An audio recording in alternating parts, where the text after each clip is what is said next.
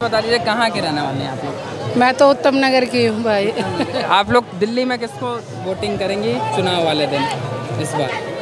समय बताएगा। समय बताएगा। अच्छा ठीक है, चलिए पार्टी का नाम नहीं लेना चाहती, कोई बात नहीं। क्या चाहती हैं, अच्छा काम 10 सालों में हुआ है या बदलाव चाहती हैं? ठीक ठीक ही हुआ है भाई, काम तो हुआ ही है। काम अच्छा हुआ है? क्या कुछ अच्छा हुआ? सभी कुछ अच्छा हुआ है। सब कुछ, सारे लोगों को रोजगार, शिक्षा व्यवस्था, सब कुछ अच्छा हो गया है घर में। रोजगार को तो नहीं कह सकते भाई, सब लोगों को रोजगार, सब लोगों को तो कभी ना मिले। कोई सी भी सरकार आओ, चाहे मोदी की आओ, चाहे कांग्रेस आओ, चाहे आप आओ, कोई भी आओ, सबको तो रोजगार मिले नहीं है। सुरक्षा व्यवस्था कैसा है, महिलाओं का सुरक्षा? ठीक ठीक ही है, वो भी जैसा पहले था वैसा अब भी है। राहुल गांधी को पसंद करती हैं आप लोग? देखो भैया, नेता तो मैं अपनी जानूं तो मैं तो किसी नेता को पसंद ना करती। हाँ, लेकिन मोदी जी को? मोदी जी को भी ना करती। तो फिर वोटिंग किस बेस पे करती हैं? वोटिंग करती हूँ भैया, देखो सरकार तो चाहिए ही। इधर से खड़ा है। मैं तो ये बस दिल्ली से हूँ। अच्छा, तो आप लोग किसको करेंगे? यहाँ तो अंतिम 25 मई को है ना यहाँ? 25 मई को। हाँ, किसको आप लोग? फिलहाल मैं तो मान दो, मैं नीचे नेता को देखता हूँ, मेरे यहाँ काम कौन बढ़िया करेगा मैं उसे देख के करता हूँ। अपने कैंडिडेट के? अपने कैंडिडेट जो होता है मैं उसे देख के करता हूँ। जो हमें पार्टी के चेहरे, जैसे हम किसी पार्टी चेहरा इसलिए नहीं करता हूँ भाई, कोई मोदी नहीं आएंगे, राहुल गांधी काम करने नहीं आएंगे। जो हमारे यहाँ नेता होगा ना वो ही काम करने सबसे आएगा। अच्छा मुझे आपका ये जवाब लगा कि जो भी प्रत्याशी होना चाहिए वो अपनों के बीच का होना चाहिए, कि भाई जीतने के बाद हमारे बीच में रहे। ये नहीं कि हम देश के प्रधानमंत्री का चेहरा देख के वोटिंग कर रहे हैं या राहुल गांधी को देख के वोटिंग। भाई हमें अगर अपने इलाके में अगर काम कराना है तो नीचे नेता को देखना पड़ेगा, किसी ऊपर वाले को देखना नहीं पड़ेगा कि मोदी जी को देखो, राहुल जी को देख लो, वो काम करने नहीं आएंगे। आज दिल्ली की स्थिति है, जिसने देखा, जिसने चुन लिया उसको ऊपर देख के, आज वहाँ तो उस जगह ऐसी है, आज भी काम नहीं हुआ है, आज भी गंदगी उतनी पड़ी है। क्यों पड़ी है भाई? बंदे ने, आपने सही बंदे को चुना नहीं है। आप सही बंदे को चुनते तो आपके यहाँ काम होता। भाई सरकार के आगे आपके खाते में पैसे देगी। अब काम कराना किसको है? काम कराना हमको है। कैसे से कराना है, कैसे नहीं कराना, उस बंदे को आप लाओ। ये नहीं देखना चाहिए आपको। बात रही महंगाई की, महंगाई कभी कोई कम नहीं कर सकता। इस महंगाई को, महंगाई और बढ़ेगी। अभी इलेक्शन अभी ख़त्म होने तो महंगाई और बढ़ेगी। और पर ये जो लोग वादा करते हैं ना, महंगाई कम कर देंगे, रोजगारी दे देंगे। महंगाई कम का वादा तो किसी के भी घोषणा पत्र में नहीं है इस बार। ये भाई नौकरी देने का वादा किया था, नौकरी देने का तो किया था, रोजगार आपने वादा किया था, ठीक है। तो उस पर भी अगर आप कहो उतना काम करो। और मेरा कहना है भाई नीचे बंदे को देखो, उसे देखोगे तभी आपके हमारे मोहल्ले में तरक्की होगी, वरना नहीं होगी। आप बहुत अच्छी बात किया। आपका क्या नाम है सर? मेरा नाम लव श्रीवास्तव है। आप कहाँ के रहने वाले हैं? मैं गाजियाबाद से। गाजियाबाद। वैसे गाजियाबाद में तो अभी होना है। हाँ, हो गया, दे दिया वोट। अच्छा, दे दिया। किसको दिया आप लोगों ने? मैंने बीजेपी को दिया। बीजेपी को? किस मुद्दे पे, किन मुद्दों पे? राष्ट्र के मुद्दे पे दिया है मैंने, काम के मुद्दे पे दिया है। राष्ट्र के मुद्दे पे। राष्ट्र का मुद्दा क्या आपको लगता है कि और किसी पार्टी के पास नहीं है? बिल्कुल नहीं है। वो सब एंटी नेशनल है। वो क्या है? वो खुद ही अपने बयानों पे ही, वो अपने मुंह से ही खुद ही वो ऐसी सी बातें कर देते कह हैं। दिया? किसने कहा? क्यों? सबको देखो, क्या 370 हटा के हमारे देश का अभी अंग जो हमारा क्या कहते हैं कश्मीर है, क्या हमारे देश में आना चाहिए था कि नहीं? कांग्रेस पार्टी ही देने वाली थी, वो बीजेपी लेकर आ रही है, तो उनको सपोर्ट करना चाहिए। कांग्रेस पार्टी किसको दी थी? क्यों?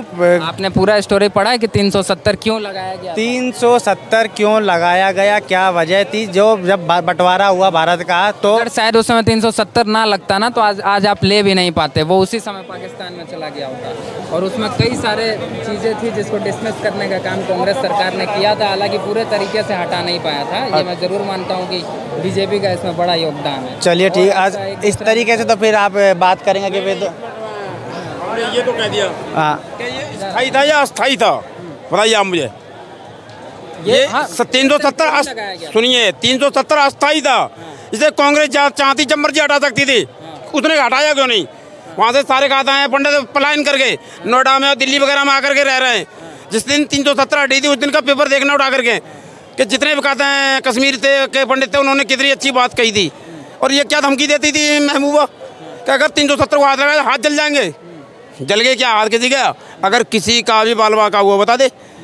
तो आपने जो कहा था ना कि उसमें बहुत सारी खामियां थी, ठीक है, खामियां को मुझे आज पावर मिल जाएगी, 1 सेकंड नहीं लगाऊंगा। पावर मिलने के बाद में ना, क्योंकि मुझे अधिकार मिल गया और अधिकार का मैं प्रयोग करूंगा। फिर तो पहले ही इसको जो लिखा गया है ना, अस्थायी था, स्थायी नहीं था। जैसे ऐसे ये संविधान में कहा था आरक्षण, आरक्षण किसी का बाप का नहीं है। आरक्षण आर्थिक स्थिति के हिसाब से है कि आपकी अगर आर्थिक स्थिति मजबूत हो जाती है आपको है ना हटाना चाहिए, लेकिन नहीं, जिस पर चल रहा है उसका वापसी हो गई। तो क्या बीजेपी आरक्षण छीनेगी क्या? वो छीनने की बात नहीं कर रही है, पार्टी नहीं छीनेगी, ये गलत नहीं है। तो अगर देखिए ये कहते हैं ना कि संविधान बदल देंगे कि फलाना खतरे में, ये कोई खतरा नहीं है, ठीक है, सबके लिए है। लेकिन मैंने कहा है कि कुछ चीज़ें ऐसी होती हैं ना विलम्ब से होती हैं, देरी से होती हैं, उसका हमें इंतजार करना होगा। मतलब देश हित के मुद्दों पे आप लोग चाहते हैं? बिल्कुल बिल्कुल। तो देखिए आज जो बीजेपी कर रही है ये पीछे करा था उसने गलत नहीं करा था, ठीक है, लेकिन लोगों को कुछ लगता है, आज बोल जिनको लगता है। मैं उत्तर प्रदेश से हूँ, हमारे यहाँ क्या होता था मैं बताता हूँ आपको। जब सपा की सरकार थी मेरे गांव की स्थिति इतनी ख़राब थी। कौन से गांव? मीरगंज तहसील पड़ती है मेरी, मीरगंज तहसील पड़ती है मेरी। इतनी स्थिति ख़राब थी कि एक महीना मेरे गाँव में मिलिट्री रही है। एक मिनट, अपराधी सिर्फ क्या मुसलमान हैं? अपराधी वही था मुख्तार। मैं क्या कह रहा हूँ अगर आप किसी पे उंगली उठा रहे हैं अपराधी कौन है फिर? या आप करवा रहे हैं किसी से, अपराधी कौन है? गुंडों के लिए ही हमेशा सब गुंडे होते हैं। उसमें 7 को कभी कोई दिक्कत नहीं। उसमें 7 आदमी मारे गए, यानी 7 गुंडे थे वो हैं?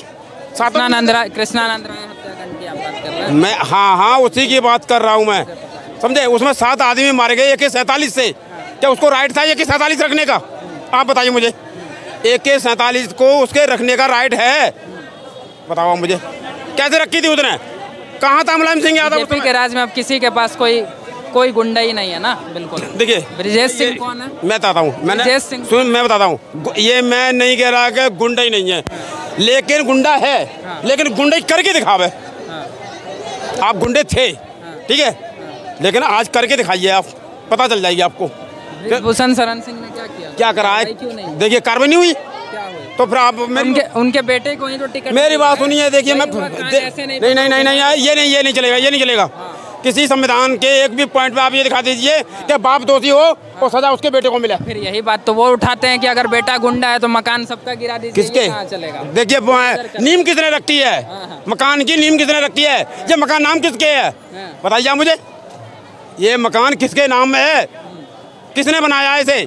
तो वो दोस्त होना चाहिए उसमें। क्या भाई साहब, राहुल गांधी तो हिंदुस्तान के किसी भी कोने से खड़ा होकर देख ले, ये तो सांसदी का है, वो प्रधानी का भी अगर इलेक्शन लड़ेगा तो वो प्रधानी।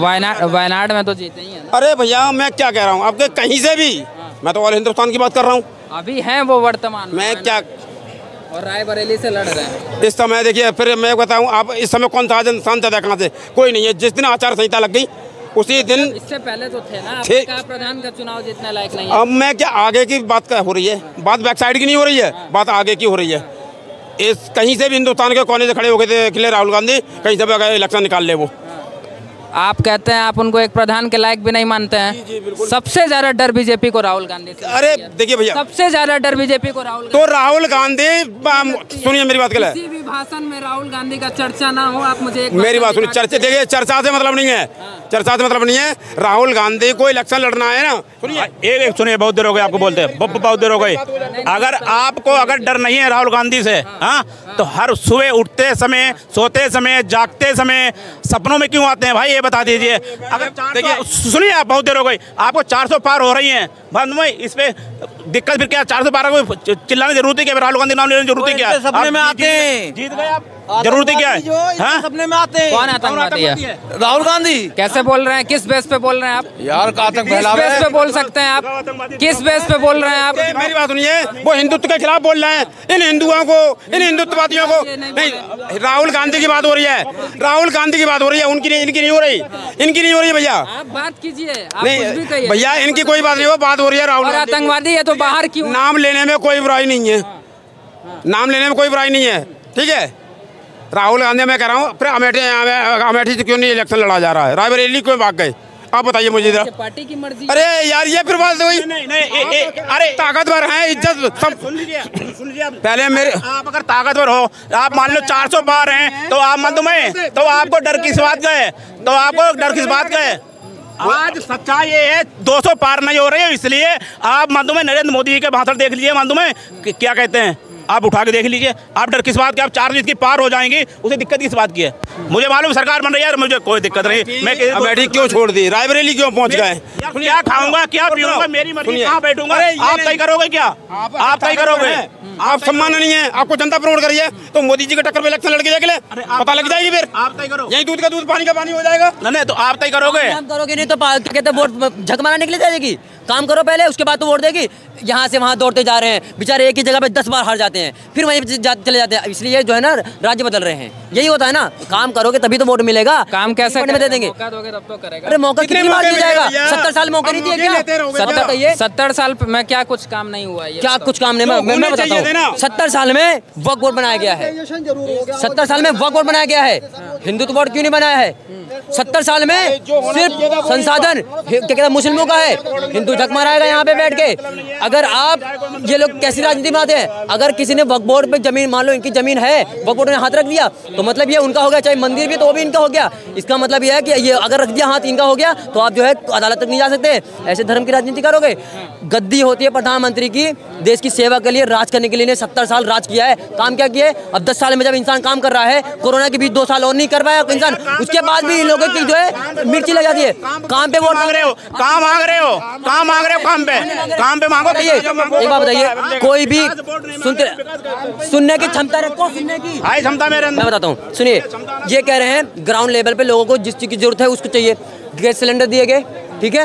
उसके बाद क्या कहते हैं शौचालय बनाए गए, औरतों के लिए बहुत जरूरी है, ठीक है। सड़कें बनाई गई, हाईवे बनाए गए, एयरपोर्ट बनाए गए, और $108 बिलियन का जो है ये क्या कहते हैं कंपनियां, 56 कंपनियां स्टार्ट कर रही है, स्टार्टअप। उसमें लोगों को रोजगार मिलेगा। और हाँ, रोजगार की बात करते हो ना, 2 करोड़ नौकरी बोली थी, तो सरकारी नौकरी नहीं बोली थी, रोजगार बोली थी। और 2 करोड़ नहीं 12 करोड़ मिले। 12 करोड़ शौचालय बनाए ना, आपको लोग काम किए? बिल्कुल मिला है। क्या करते? मैं अपना काम करता हूँ, क्या कहते हैं, मैं भी प्राइवेट जॉब कर रहा हूँ, लेकिन मैं यहीं पे करता हूँ, पास में ही करता हूँ। अच्छा, तो आपको साइड मेरे को 18,000 सैलरी मिल रही है, स्टार पेपर मिल्स में काम करता हूँ, ठीक है। डीलिंग का काम करता हूँ, और जिससे किताबें बनती है ना उसी में डील करता हूँ मैं। अब सुन लीजिए मेरी बात को। अब ये कह रहे हैं कि कहते हैं धर्म की राजनीति पे वोट मांगते हैं। एक बात बताइए, आप 70 साल तो कांग्रेस के पास थी ना, ठीक है, सत्ता। उसके बाद आप भी मंदिर बनवा देते, उसी के नाम पे आप भी वोट ले लेते।